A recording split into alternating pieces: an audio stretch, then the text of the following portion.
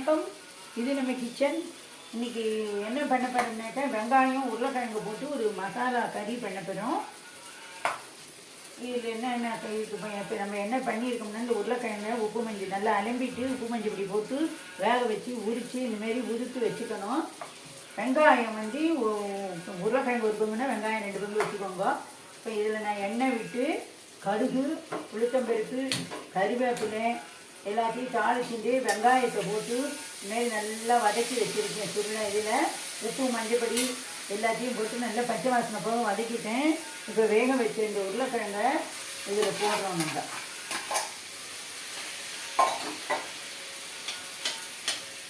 இது உருளைக்கிழங்கு வந்து நீங்கள் சாப்பாட்டுக்கும் தொட்டுக்கலாம், இல்லை வந்து சமோசா அந்தமாரி அதில் வச்சு ஸ்டப்பிங் பண்ணி சமோசா பண்ணலாம், இல்லை உருளைக்கிழங்கு போண்டாக்கு மாவு கலரி மாவு ரெடி பண்ணிவிட்டு அதேமாரி இதையும் வச்சு இதையே வந்து அதில் போட்டு தோச்சி எடுத்து போடலாம்.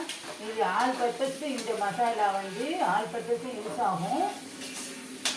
இதில் வந்து நான் இன்றைக்கி வெங்காயம் போட்டதுனால நான் மசாலா கறிங்கிறேன். இதில் நான் இன்றைக்கி மசாலா பொடிலாம் எதுவும் போடலை. நமக்கு தேவைன்னா நம்ம போட்டுக்கலாம். நான் இது சாப்பாட்டுக்கு தொட்டுக்கிறதுக்கு பண்ணுறதுனால நான் இந்தமாரி பண்ணுறேன். இது அவ்வளோதான், ரெடி ஆகிடுச்சு.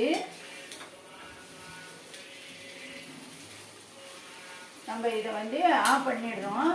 இதே நீங்கள் வந்து ஸ்டப்பிங் பண்ணணும், சமோசாவுக்கு வேணும், உருளைக்கிழங்கு போண்டாக்கு ஸ்டப்பிங் பண்ணுறதுக்கு இருக்குன்னா இன்னும் கொஞ்சம் நல்லா மசித்து நல்லா பண்ணணும். நான் இது சாப்பாட்டுக்கு பண்ணுறதுனால இதோட நான் ஆஃப் பண்ணிடுறேன்.